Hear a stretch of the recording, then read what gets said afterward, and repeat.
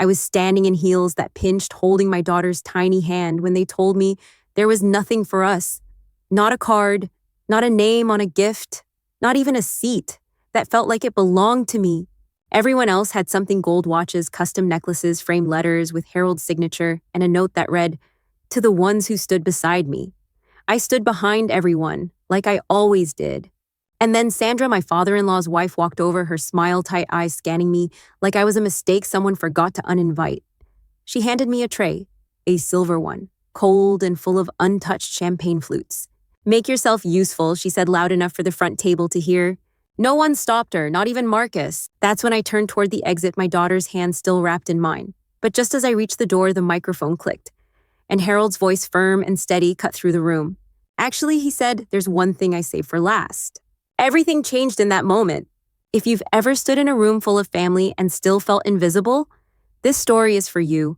Tap the like button if you've ever been made to feel small, just for showing up with kindness. And subscribe, because here we tell the stories that finally say out loud what too many have swallowed in silence. Let's begin. There's a difference between being invited and being included. That day I learned the gap between those two things can be wide enough to fit a lifetime of silence. The banquet hall was filled with people laughing, clinking glasses, passing around inside jokes and memories I'd only heard secondhand. Everyone knew where to sit. Everyone had a name card, everyone except me. I wasn't on the list. I wasn't in the slideshow. I wasn't even sure why I brought a casserole dish when no one had asked me to. They told me politely that my daughter and I could sit wherever. We ended up at a side table near the kitchen doors. From there, we could see everything, every smile that wasn't meant for us, every warm hug that stopped short of reaching our corner. Maya didn't notice. She was too busy swinging her feet under the chair, excited about her grandpa's big day. But I noticed. And here's what I've learned. Exclusion doesn't always come with slamming doors. Sometimes it comes dressed in politeness. It sounds like, "Oh, we didn't know you were coming," or "that seat's for family." I sat there anyway, smiling, nodding, hoping the act of staying present would somehow earn me presence. I didn't know then that staying quiet would lead to the moment everything cracked. But it did, and it started with a gift list I was never on. And as the names were called one by one, I felt my daughter's hand tighten in mine. That's when I realized this wasn't just about me anymore. And that led us straight into the silence that would demand to be broken. 10 years is a long time to feel like you're almost part of something. Almost invited, almost accepted, almost seen. When I first married Marcus, I thought the coldness was just formality, something that would melt with time. Sandra, his stepmother, always had a polished kindness. She smiled without warmth and complimented me with phrases that left invisible bruises. "You're so organized," Marcus needed someone grounded. Or, "We're glad he finally settled down with someone simple." At first, I brushed it off. I told myself that I didn't need her approval, that showing up, helping out, remembering birthdays, sending thank you cards, those things would eventually speak for themselves. I made pies for Thanksgiving, stayed after to clean dishes while others took family photos.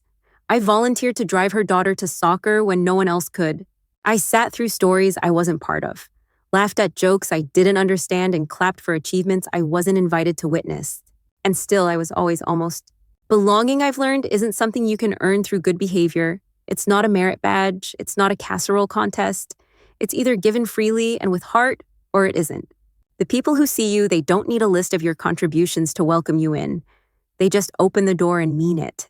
But in the Green family, that door had always been cracked, never opened wide enough for me to step fully through, until the one person I least expected decided that enough was enough. Sandra had a way of smiling that made you second-guess yourself. It wasn't cruel, not in the obvious cinematic sense. It was polite, icy, precise, the kind of smile that said, "I see you, but I choose not to." From the start, she held the unspoken reins of the Green family dynamic. Every holiday menu ran through her. Every event detail, from napkin color to seating chart, bore her approval. She was efficient, well-spoken, and impossible to read unless you knew what to look for. I remember the first family gathering after Marcus and I got married. Sandra walked up to us, her hand extended, not toward me, but toward Marcus. "Glad you could make it," she said, then turned her gaze to me and added, I wasn't sure what to expect. No welcome, just a statement that placed me outside the familiar circle. That pattern never changed. She handed him invitations and said, "Let her know if she wants to come. She told others to thank Marcus and his wife after events I helped plan. And when I once called Harold Dad by accident, Sandra corrected me gently, but firmly. He already has children. Over time, I realized what was happening. She didn't have to say I didn't belong. She created a system that made sure I never quite did. And the hard part, no one challenged it. Not even Marcus, not until much, much later. But there was one person in the family who noticed more than he let on. And he wasn't a loud man, but his actions would speak louder than anyone ever expected. Marcus wasn't unkind. He was gentle, patient, and always tried to keep the peace. That was his way.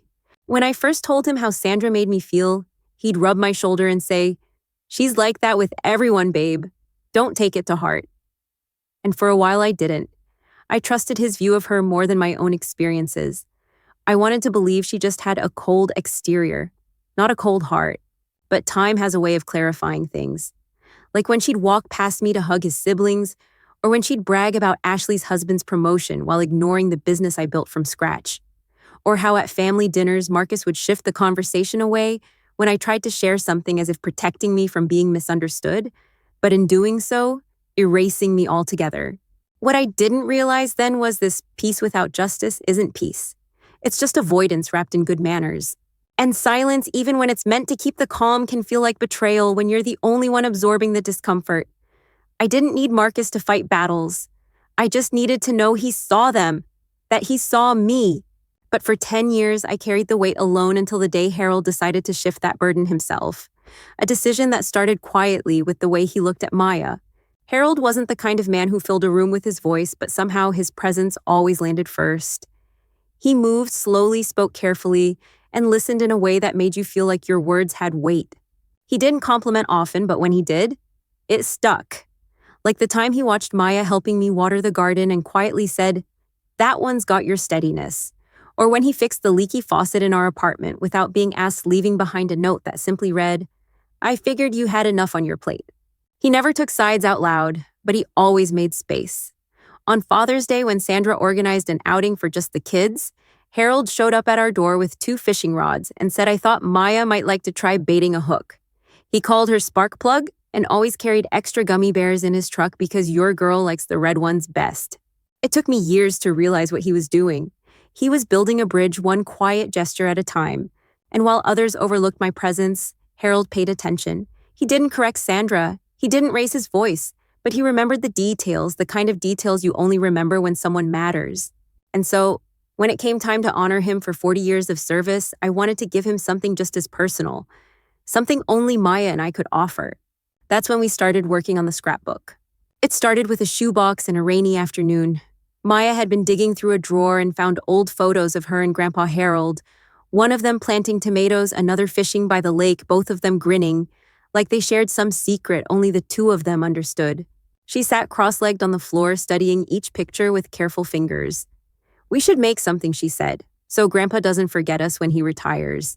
And so we did. We found stickers, markers, glue sticks that barely held on, and pages that ended up crinkled with love. I printed out pictures, some from holidays, others from quiet Sundays when no one else had been watching. Maya added her own drawings, one of her holding Harold's hand, another of their secret garden, as she called it. I wrote the captions in her words, complete with her misspellings and all. At the very end, I wrote a letter of my own. I didn't sign it your daughter-in-law. I signed it Lena, because that's who Harold had always seen. Not a title, not a role, just a person. A woman trying her best to love a family that didn't always love back. That scrapbook wasn't meant to make a statement. It was simply meant to say, we see you, we remember, and we're thankful. We placed it gently in a gift bag with red tissue paper. Maya asked if she could help give it to him. I smiled and said, you and me, together. We had no idea just how far that little book would travel that day, right into the heart of everything that would come next. We arrived early at the banquet hall, scrapbook in hand, dressed in our best. Maya wore sparkly shoes and a headband she'd picked just for the occasion. The place shimmered in gold and red, Harold's firehouse colors, and the energy buzzed with celebration. Marcus went off to help his brothers set up the slideshow. I stayed with Maya, introducing myself to people who greeted her with open arms but met me with polite disinterest. It wasn't new. I was used to being the shadow behind the child. Then came the moment everyone had been waiting for. Sandra stepped to the microphone, her voice warm and rehearsed. She called up each of Harold's sons, presenting them with engraved watches, then the daughters with gold necklaces and hugs, and then one by one the grandkids. Maya's legs swung beneath her chair, anticipation bright on her face. But our names never came. The applause rose and faded, then silence.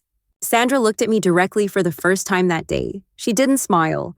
Instead, she picked up a silver tray of champagne and handed it to me. "Make yourself useful," she said. I froze, my fingers curled around the metal. Eyes shifted, but no one spoke. Not Marcus, not even Harold. Maya looked up at me and whispered, "Mommy, didn't we get anything?" My throat burned, but I crouched beside her and said, "It's okay, sweetheart, it doesn't matter." But the truth, it did. And as I stood there holding that tray, something in me cracked, not out of anger, but from years of shrinking myself just to be allowed in the room. And that was the exact moment Harold stood up and changed everything. I was halfway to the door, Maya's hand in mine, when I heard it. The sharp click of a microphone coming to life. Actually, Harold said, his voice steady but louder than I'd ever heard it. "There's one thing I saved for last." The room stilled. Chairs stopped shifting. Conversations died mid-sentence. Even the music faded beneath the weight of those words. I didn't turn around at first. I was still holding the sting of Sandra's dismissal in my chest, still trying to shield Maya from a moment I couldn't make disappear. But Harold spoke again, this time with the clarity of someone who'd spent decades commanding attention without ever needing to raise his voice. "Lena," he said, eyes locked on mine across the room. "Can you come up here, please?" Maya tugged my hand. "It's okay, Mommy," she whispered. "We can go together." Every step toward that stage felt uncertain, like walking a tightrope between shame and hope. I didn't look at Sandra. I didn't need to. I could feel the tension rising behind me like steam. Harold bent down and greeted Maya like always. "Hey there, spark plug," then turned back to the microphone. "I've spent my life around people who think family is about blood," he began, "but what I've learned is that it's really about who shows up." And right then, I knew this wasn't just going to be a nice gesture. This was going to be a reckoning. And it started with a scrapbook tucked beneath Harold's arm. Harold held up the scrapbook with both hands like it was something sacred.